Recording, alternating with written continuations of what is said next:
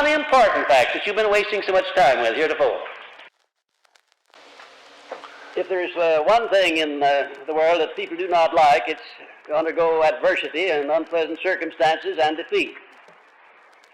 And yet, if I have evaluated circumstances properly, and if I have taken inventory of the laws of nature properly, it was intended that we all should undergo adversities, defeat, failure, opposition. I still say that people do not like defeat, they do not like adversity, and yet I'm compelled to tell you that had it not been for the adversities that I went through during the early part of my life, I wouldn't be standing here talking to you tonight. I wouldn't have completed this philosophy.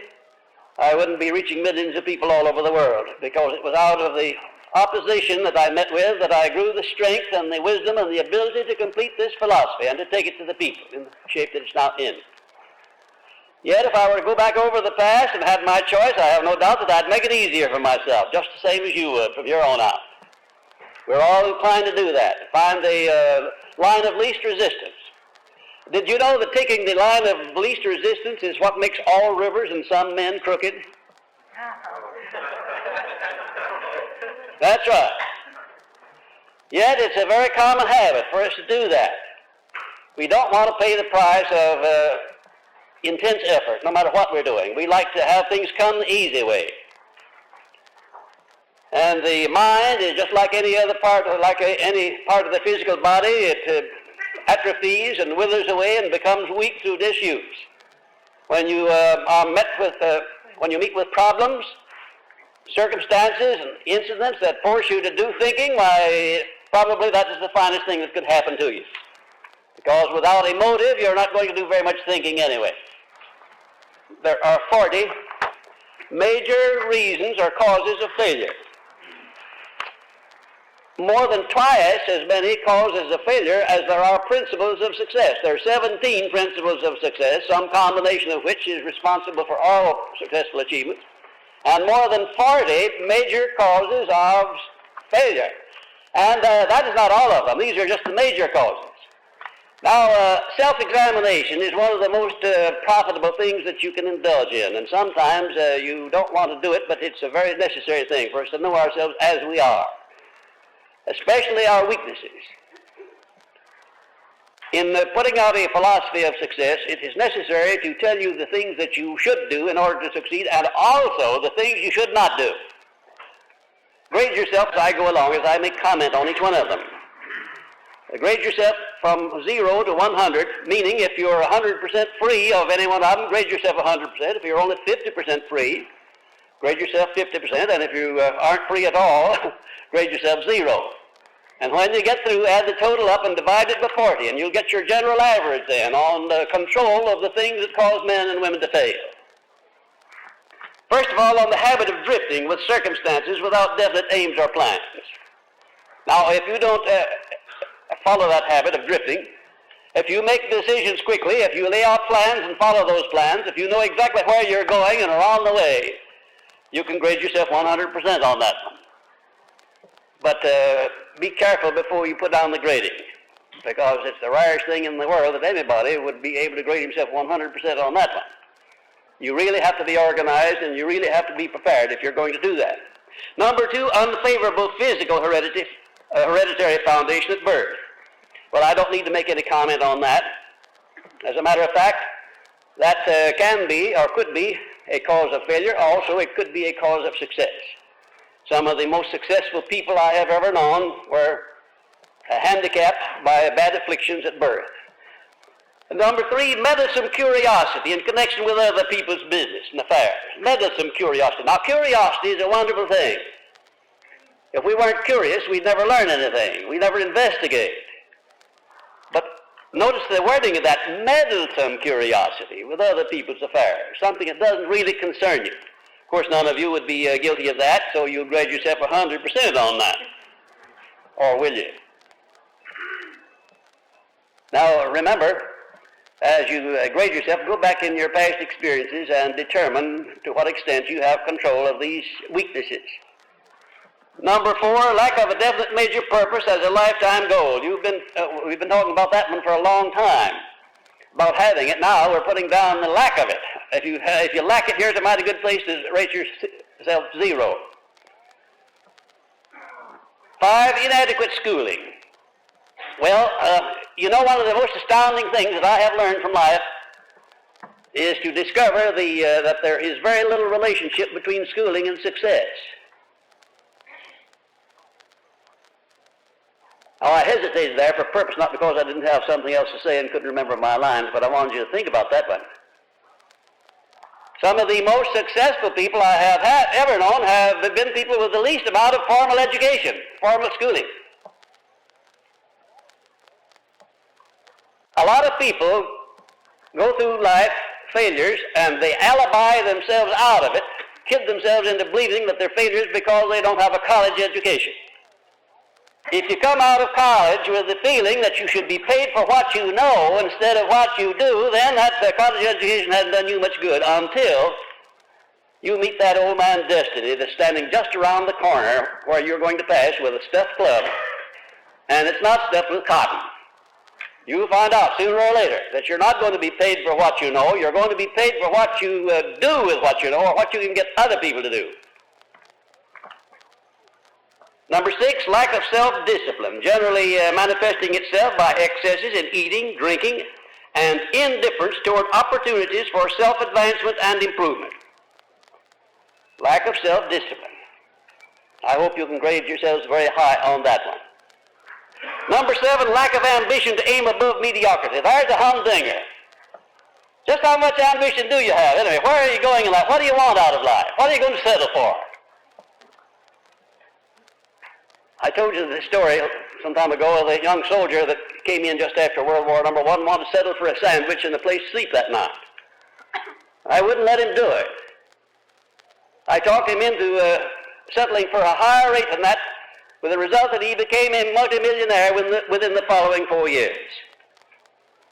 I hope I'll have as much success with you in stepping your ambition up to where you're not willing to settle with life for a penny. Aim high. It's not going to cost you anything to aim high. You may not get as far as you aim, but you'll certainly get farther than you would if you don't aim at all. Get your sights raised up. Be ambitious. Be determined that you're going to become in the future what you have failed to become in the past. And number 8, ill health, often due to wrong thinking and improper diet. There's a lot of alibis on account of ill health, too, I can assure you. A lot of imaginary ailments. They call it hypochondria in the materia medica.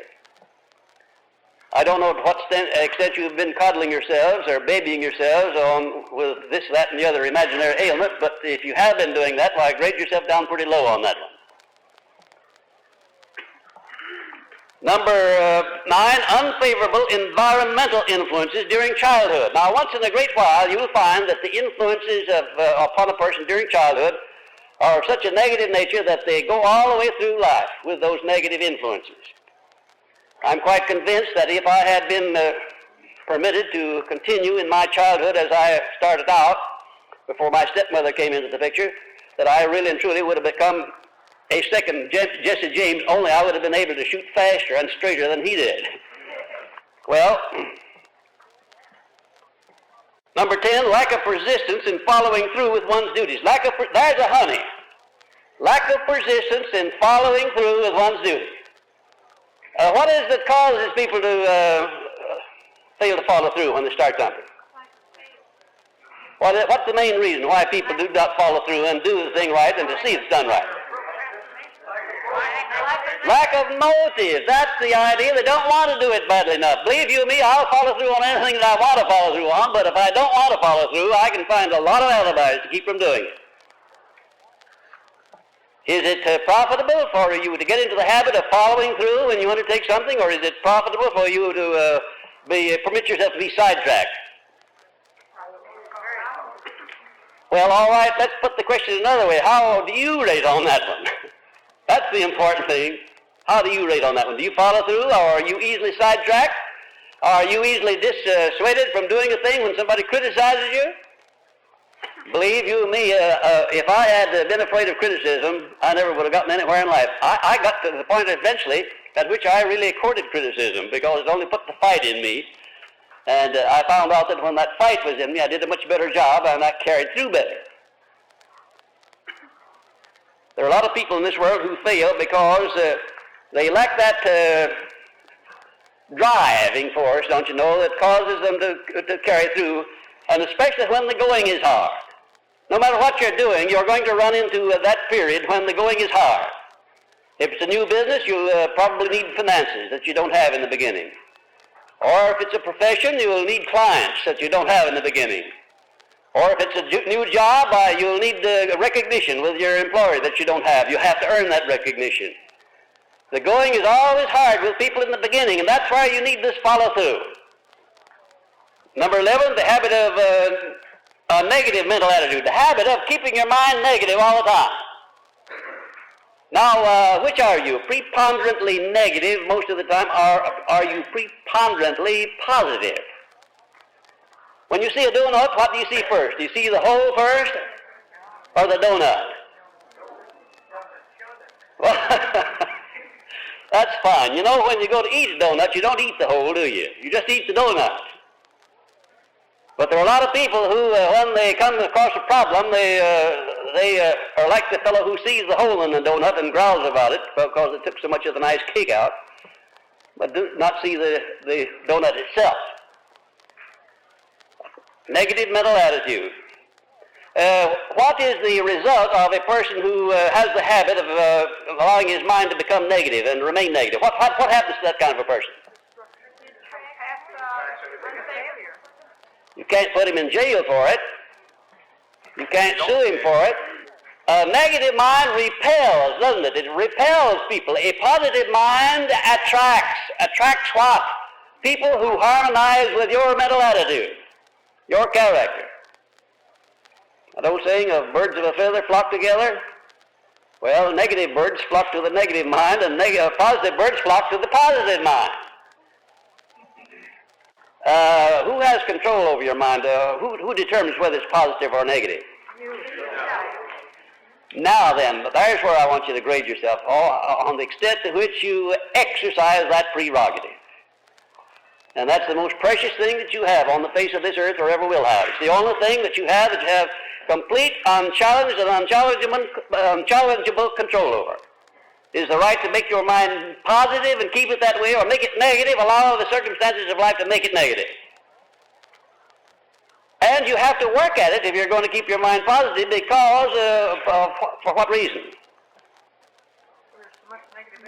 That's right. So much negative influences around you, so many people, so many circumstances that are negative, that if you're going to become a part of those instead of creating your own circumstances in your mind, then most of the time you'll be negative. Do you have a very clear concept of what the difference is between a negative mind and a positive mind? Can you picture what happens in the chemistry of the brain when your mind is positive and when it's negative? Have you ever demonstrated or experienced in your own life the differences between your achievements when you are afraid and achievements when you're not afraid? You have. Like in selling or like in doing anything else, in teaching or in lecturing or in writing or anything else. When I first wrote Think and Grow Rich, I wrote it while I was working for President Roosevelt during that bad depression during his first term. And I wrote it in that same negative mental attitude that everybody else was in. In other words, it was forced upon me unconsciously. Several years later, when I got that book out and read it, I recognized it was not a saleable book because of the tempo of it being negative. And you could pick that up. A reader will pick up exactly the mental attitude that a writer is in when he writes a book, no matter what kind of language or terminology he uses. So I sat down to my typewriter. I didn't change a word in that book. I sat down to my typewriter when I was in a new frame of mind, up on the beam, as we say, 100% positive, and I typed that book in that frame of mind, and that's the thing that made that book click. You can't afford to do anything when you're negative. Anything that you expect to benefit you. Anything that you expect to influence other people. If you want to get people to cooperate with you, or if you want to sell people something, or if you want to make a good impression upon people, don't come near them until you're in a positive frame of mind. Now, the reason I have emphasized that so much, I want to give you a chance to grade yourself accurately on that one. And in doing that, you will grade yourself on the average state of mind that you maintain, not just on the state of mind at any given time for a short time. I'll tell you a good rule to go by, which will enable you to determine to a large extent whether or not you are more positive than you are negative. Would you like to have that rule? Observe how you feel when you wake up in the morning and start to get out of bed. And if you're not in a good frame of mind then, I'll tell you right now, it's because of a lot of thought habits that have preceded that hour, the day before perhaps, that have been negative. You can make yourself very ill by allowing your mind to become negative, and it'll reflect itself the next morning in particular. You see, when you come out of sleep, you're just fresh from coming out from under the influence of your subconscious mind. Your conscious mind has been off duty. And it goes back on duty, and it finds a mess there that you've got to clean up, that the subconscious mind has been stirring up all night long. But if you wake up full of joy and you want to get out and get out what you're going to do today, well, the chances are that you've been pretty positive the day before, and maybe several days before. Number 12, lack of control over the emotions, both the negative and the positive. Had you ever thought that it's just as necessary to control your positive emotions as it is your negative ones? Why is that? Why in the world would I want to control the emotion of love, for instance? Get you in hot water.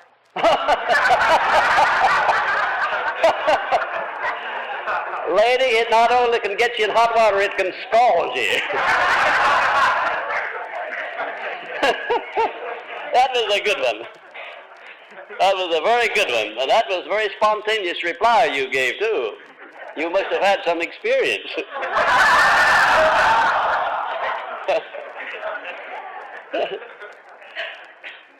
Well, now let's take another emotion. Desire for financial gain, for money, for instance. Do you need to control that? Why? You're not afraid of getting too much, are you? Yes, getting it the wrong way. Now you said it. Well, there could be such a thing as you're working that emotion up to where you want to get too much. I've met a lot of people who had too much money for their own good, especially people who got it without earning it, like people who inherited it, for instance. Would you be interested in knowing why they call me Napoleon? Would you be interested in knowing? Well, I'm going to tell you because it makes a good point here. My father named me, I being the eldest son, the first child, my father named me after my great uncle, Napoleon Hill of Memphis, Tennessee, who was a multimillionaire cotton broker, hoping that when Uncle Napoleon died that I would get some of the money. Well, he died, and I didn't get any of the money. And when I found out that I was not going to get any of it, I felt very badly. But later on, as I swapped some of my youth for wisdom and observed what happened to the ones who did get it, I was thankful, eternally grateful that I didn't get a dime of it, because I learned a better way of getting it for myself without having it given to me. Well, number 13, the desire for something for nothing. Are you ever troubled with that? The desire for something for nothing, or the desire for something for less than its value, the desire for something without being willing to give adequate compensation for it. Are you ever troubled with that tendency? Well, now, who of us hasn't been at one time or another, I'd like to ask. But after all, you can have a lot of faults, but what you want to do is to find out what they are and start getting rid of them. That's why we're making this analysis. We're giving you a chance to come face to face and be trial judge, be defendant, and be prosecutor all at one time, and then you make the decision finally. And if you make it accurately, it'd be far better for you to find your faults than it would be for me to find them for you. Because if you find them, you're not going to spin any alibis, you're going to try to get rid of them.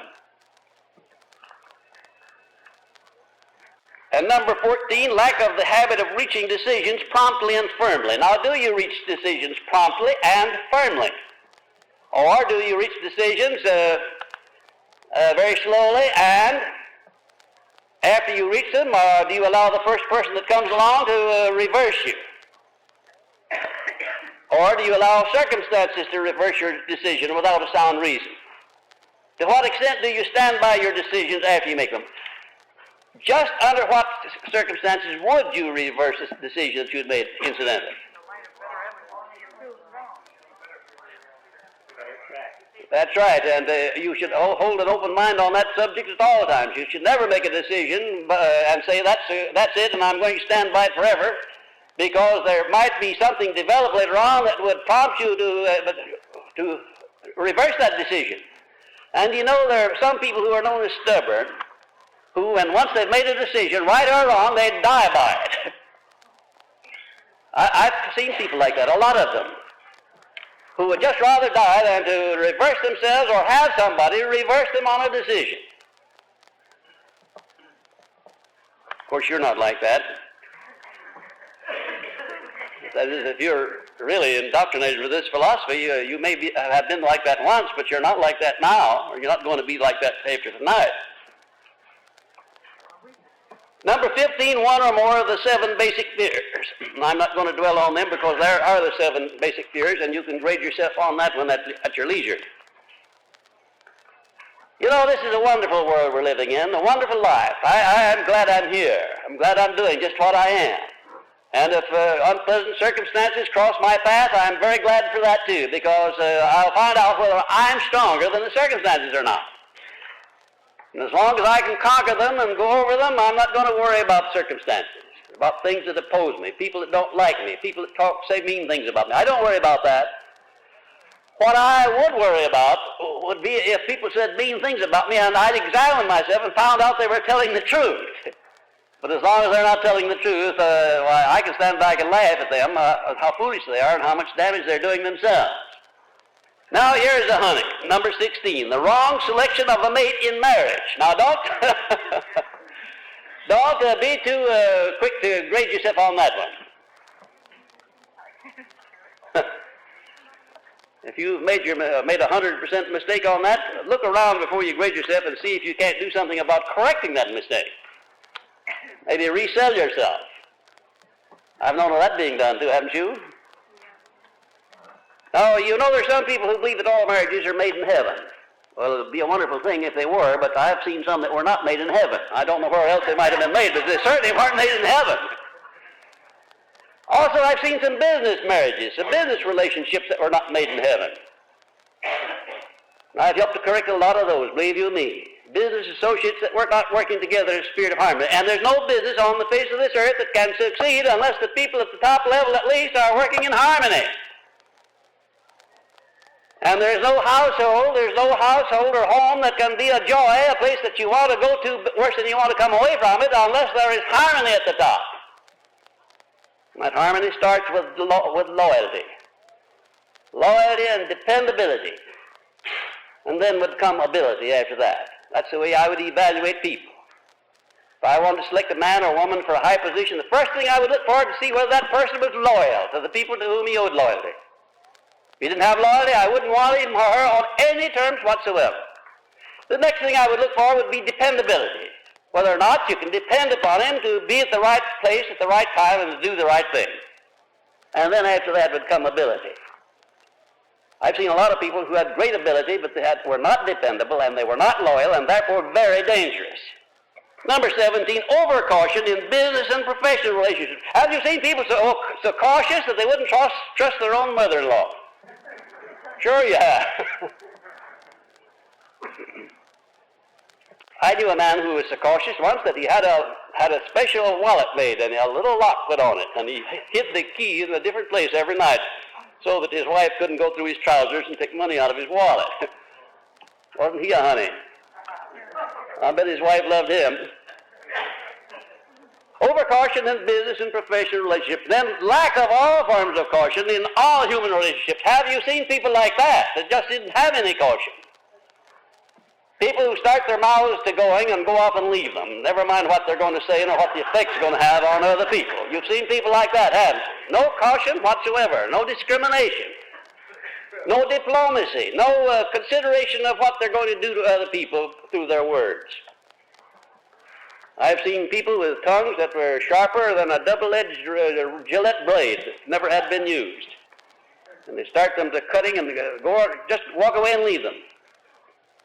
No caution whatsoever.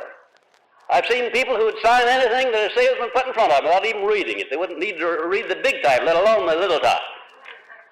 Have you seen people like that? Of course, you're not like that. But you know, you can be overcautious and you can be undercautious. What is the happy medium? The happy medium is found in the lesson on accurate thinking, where you examine carefully the things that you're going to do before you do them, not afterwards. Where you evaluate your words before you express them, not afterwards. Now, you know it's going to be a little bit difficult for you to grade yourselves accurately on this one. I know it is. To be perfectly candid with you, it would be a little bit difficult for me to grade myself accurately on those two, on 17 and 18. Because there have been a lot of times in my life when I wasn't cautious at all. I think most of my troubles in my early days came through my trusting too many people. I let somebody come along and flatter me into using the name Napoleon Hill, and he'd go out and flim-flam a lot of people in the name of Napoleon Hill. That's happened several times in my life before I tightened up and became cautious. And that can happen to a lot of people, you know. But on the other hand, I wouldn't want to become so cautious that I didn't trust anybody for anything. You get no joy out of living if you did that.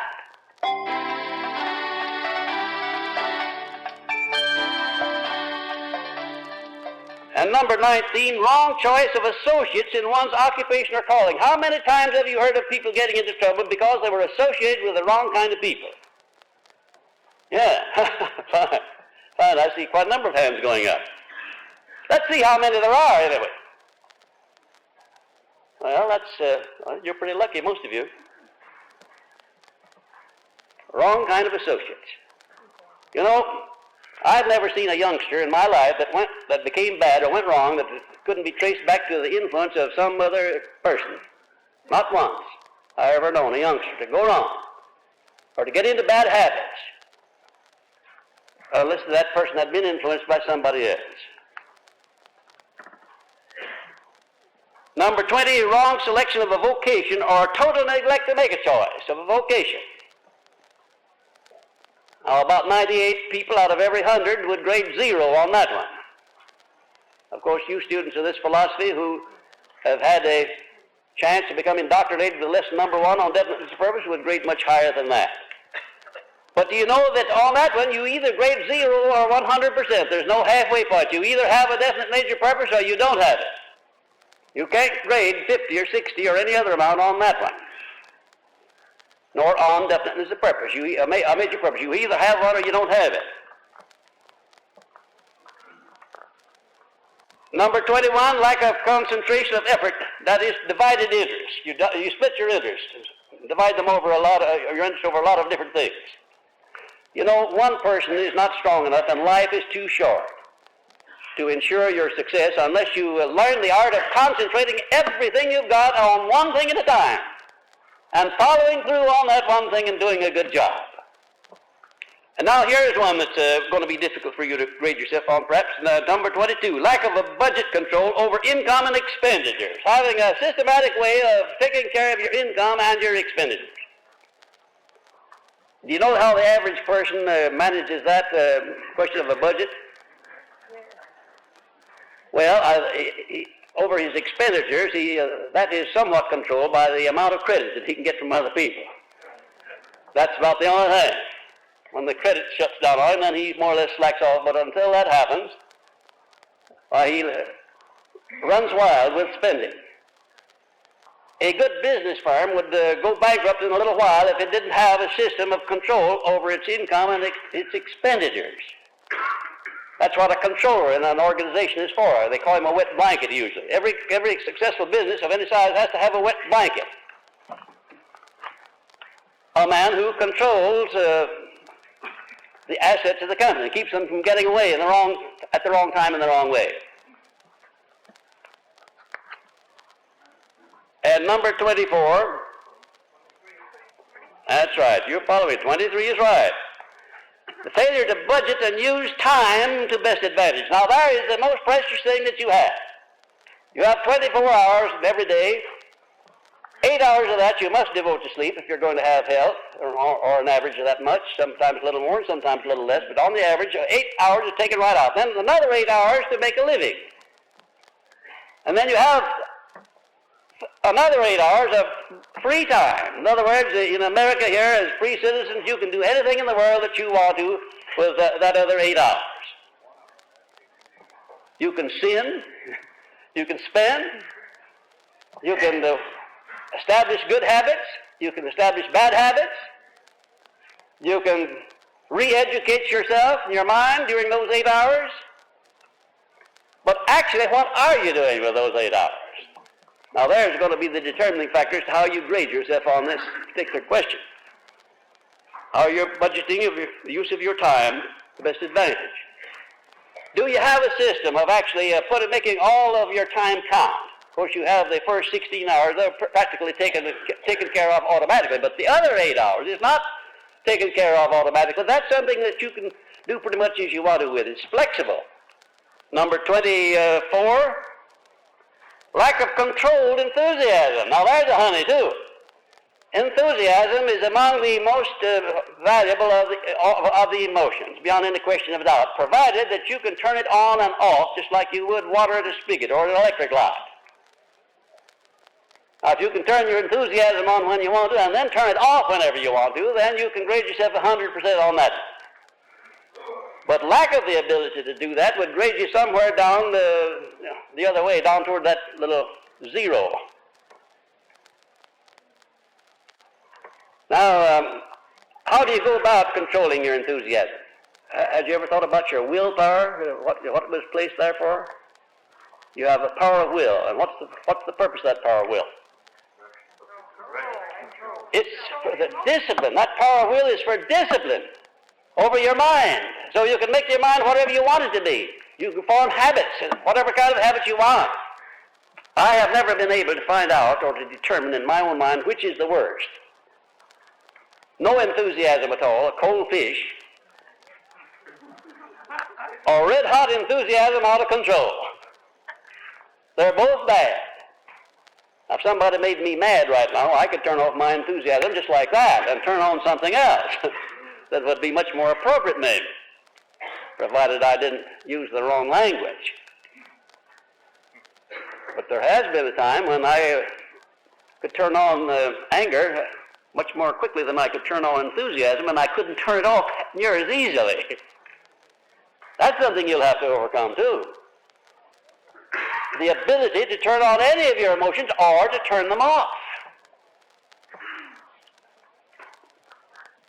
Number 25, intolerance. That is a closed mind based on ignorance or prejudice in connection with religious, racial, political, and economic ideas. Now there you are. How do you rate on that one? Be a marvelous thing if you could rate 100% on that and say that you have an open mind on all subjects toward all people at all times. But if you could say that, you'd probably not be human, you'd be a saint. However, there are times, I suppose, when if you made up your mind to be open-minded on all these things, you could for a little while. I know I can for a little while.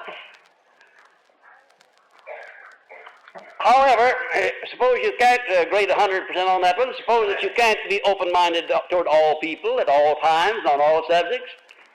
What is the next best thing to do? Oh, of course, be tolerant some of the time. Now that's a good one.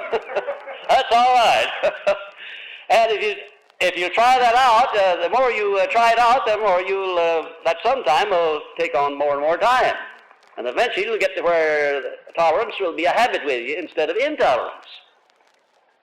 You know, there are people in this world, and I regret to say that they're in the vast majority, who, when they meet others, they immediately begin to look for the things that they don't like in the other people, and they always find things they don't like. Then there's another type of person, and I notice that this other type of person is always much more successful, much more happy, much more welcome when he comes around, who, when he meets a person, whether it's an acquaintance or a stranger, immediately begins not only to look for the things that he likes in that person, but to compliment them, say something about them, or do something about them, or to indicate that he recognizes good qualities instead of bad ones. I get a great thrill when somebody walks up to me and says, Napoleon, aren't you Napoleon Hill? I said, yes, I'm guilty. Well, I want to tell you, Mr. Hill, how much good I got out of your book. Well, I just thrive on that. I love it. Does me a lot of good. Unless, of course, they rub it on too thick. And you can do that too, you know.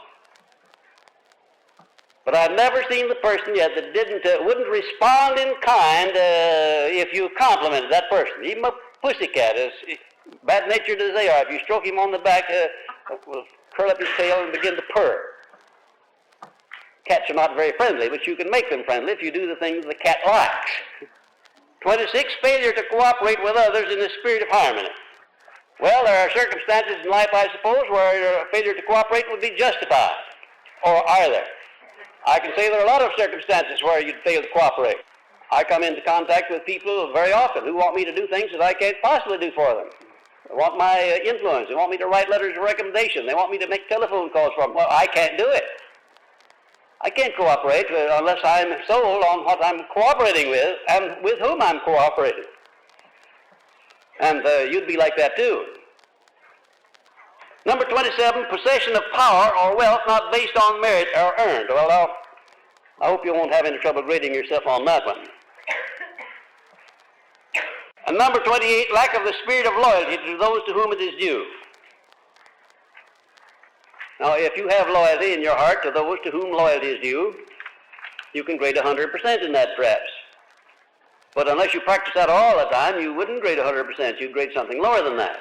And incidentally, where you grade yourself anywhere on any of these lower than 50%, put a cross mark there and go back for study of that particular point. If you grade less than 50%, you should have all of these causes of failure at least 50% under control. And if it falls below that, you've reached the danger point. Number 29, the habit of forming opinions not based upon known facts. Now, to the extent to which you do that, give yourself a good grading on that one. And if you grade below 50% on that, begin to work on yourself right away and stop having opinions unless you base them on facts or what you believe to be facts. When I hear anybody expressing an opinion on something that I have reason to believe he knows nothing about, I always think of that story they tell on two men who were discussing Einstein's theory of relativity. And they got into a hot argument about it, and one of them says, oh, hell, what does Einstein know about politics anyway in the first place? Oh, he understood relativity, didn't he? Well, there are people like that, you know, who have opinions about everything in the world. They can run the country better than Eisenhower's running it. They can tell J. Edgar Hoover a few things about his job, and they can always work their friends over and improve them. But if you examine them very carefully, they're not doing too well themselves generally. Number 30, egotism and vanity not under control. Egotism is a wonderful thing, and vanity is a wonderful thing. If you didn't have a little vanity, why, you wouldn't wash your neck or your face or have your hair curled or marcelled or whatever it is the women do to their hair. You have to have a little vanity, a little pride. But you can't have too much, can't you? I think lipstick's a wonderful thing, if it doesn't get on my shirt.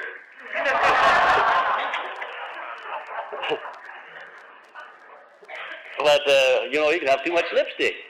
The rouge on the face is a wonderful thing, but you know, nature is a pretty good old hand at painting faces, right, just right. And when I see a 60 or 70-year-old woman painting her face up to look like a 16-year-old, I only know she's just fooling herself and nobody else, because she's certainly not fooling me.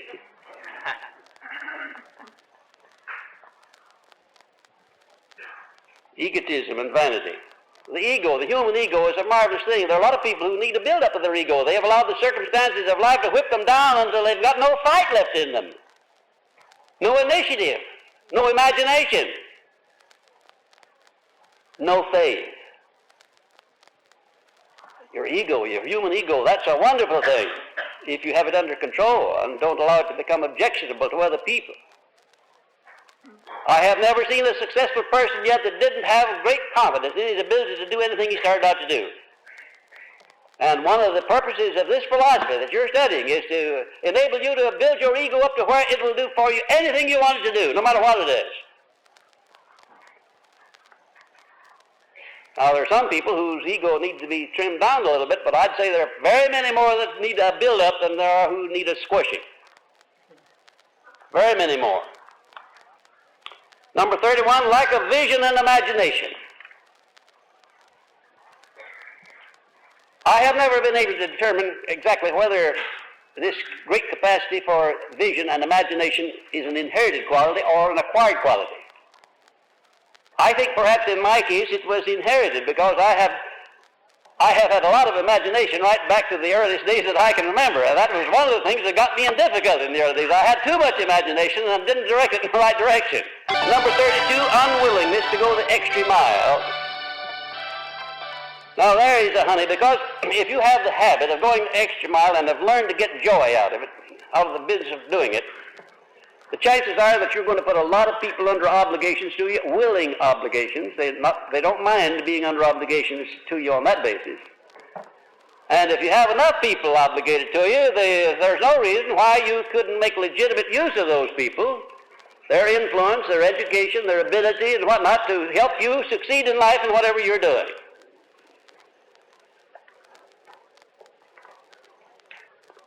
Do you know how to get anybody to do whatever it is you want him to do? That's right. Do something for him first. Now that is as good a definition as I could have used, but I've thought of it for a year. Do something for him first. Now that is right. And look how easy it is to do something nice for another person. You don't even have to ask him, do you? No, you don't. Now, how do you grade on that? How many times when you want to have a great long list of people who are standing ready as an army to help you when you need help, what are you doing to cultivate that army in advance of the time of need? You can't just go out and go the extra mile this minute, and the next minute you turn right around and ask the person to whom you rendered that service to render you twice as much service. You can't work it that way. It won't work that way. You've got to build up something called goodwill in advance. And then when it's got the timing has got to be right.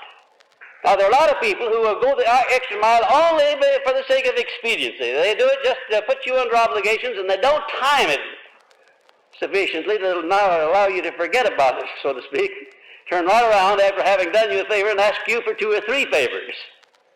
Haven't you had that experience? Haven't you seen other people make that mistake? Of course you haven't made it, but the other fellow. Or have you?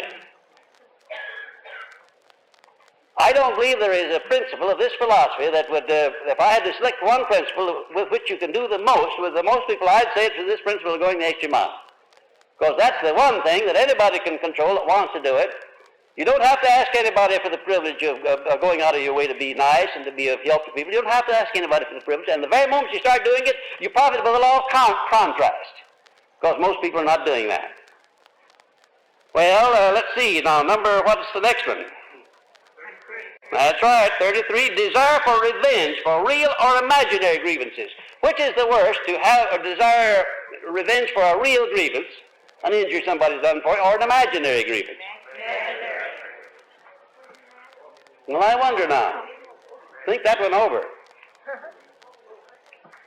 Why shouldn't you have, what happens to you when you have an expression of revenge, or desire for revenge for any reason whatsoever? What happens to you? Does it hurt the fellow? Oh, that's it. That's the point. It hurts yourself. How does it hurt yourself? Sends a poison through your system. It makes you negative. That's the idea exactly. Poisons your mind. It even poisons your blood if you maintain it long enough. Any kind of a mental attitude will get into your blood and interfere with your sound health. Number 34, the habit of producing alibis instead of satisfactory results. To what extent do you immediately begin to look for an alibi when you make a mistake, or when you do something that doesn't turn out right, or when you neglect to do the thing that you should have done? To what extent do you come across and say, well, it was my fault, I lay it on the line, face the music, or do you begin to conjure up a set of alibis to justify what you've done or neglected to do? Now that's the point on which you're grading yourself. What is the preponderance of your habits on that subject? And I'll say that if you are an average person, then the chances are that in the majority of cases, you look for an alibi to justify what you do or what you refrain from doing or neglect doing, if you're an average person. If you're not an average person, I'm sure you'll not be if you become properly indoctrinated to this philosophy, you will not look for alibis because you know that's only weakening. That's a crutch that you're leaning on. You'll face the music. You'll acknowledge your mistakes.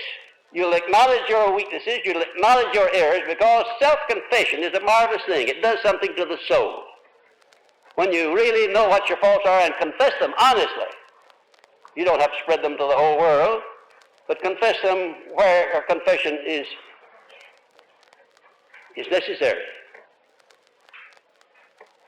I had a student of mine come into my office about a few days ago and make a confession that's going to be of more use to her than anything that's happened since she was a very small girl. Now, this student was suffering because she had not yet learned how to distinguish the difference between her needs for things and her rights to have them. Had you ever thought about that? She needed things very badly, and she was willing to get them the wrong way. But there are a lot of people make that mistake. They cannot tell the difference between the things they need and the things that they have a right to get. Number 35, lack of dependability. That perhaps will be a little bit hard for you to grade yourselves on. But generally speaking, you know whether you're dependable or not. You know whether your word's dependable. You know whether your performance in your occupation or your job is dependable. You know whether your relationship to your family, your wife, or your husband, or your children, you know whether you're a dependable family man or woman, you know that.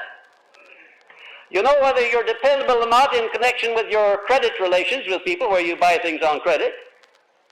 You know that. Isn't it a wonderful thing to have dependability among your friends? You just know exactly where they are, where they're always going to be regardless of what happens. Isn't it a wonderful thing to have dependability among your loved ones? Where you know they're not going to let you down on any score, at any time, for any reason. How many of you have a half a dozen people like that in your life? Absolutely dependable under all circumstances. My, oh, what a lucky group of people this is. I'd say that if you have 3 people like that in an entire lifetime, you're indeed fortunate. People that are dependable under all circumstances. I'm not so sure, but what I can count the ones that I have that are like that on the fingers of my 2 hands, as many people as I know all over the world. Dependability, what a marvelous thing it is. Number 36, unwillingness to assume responsibilities commensurate with one's desire for compensation.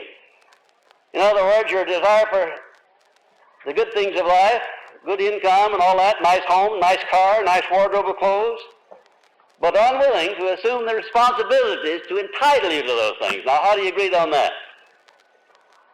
In other words, are you willing to assume the necessary responsibilities to entitle you to all the things in life that you want to get out of life?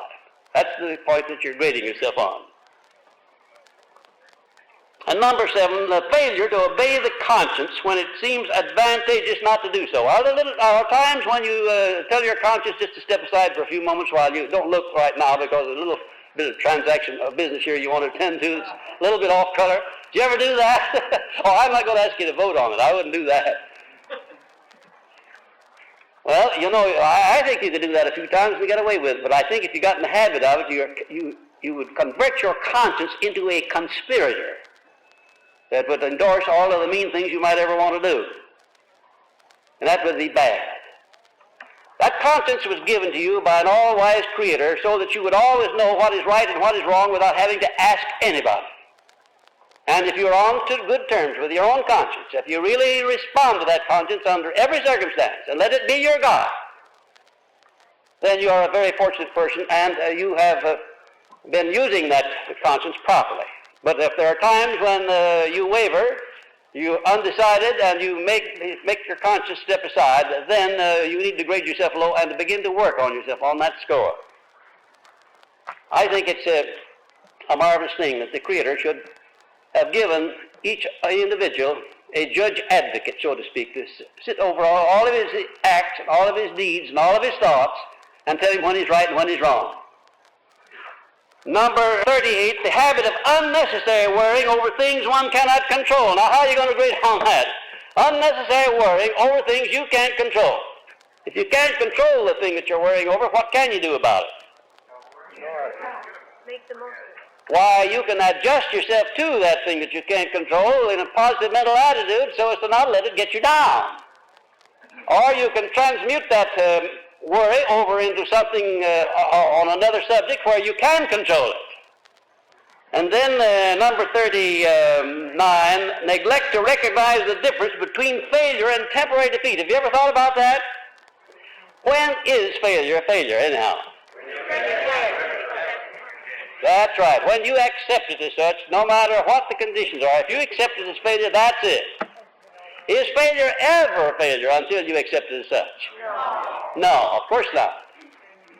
It's temporary defeat, perhaps, but certainly not failure. You know, if you took no for an answer, if you were selling, and you took no for an answer every time you heard it, you'd never make a living selling. Because it's easier for people to say no than it is to say yes, and they don't mean it at all. They just mean that they haven't yet been broken down by a good salesman. Temporary defeat and failure. Who determines whether a circumstance in your life is a temporary defeat or failure? Who determines that?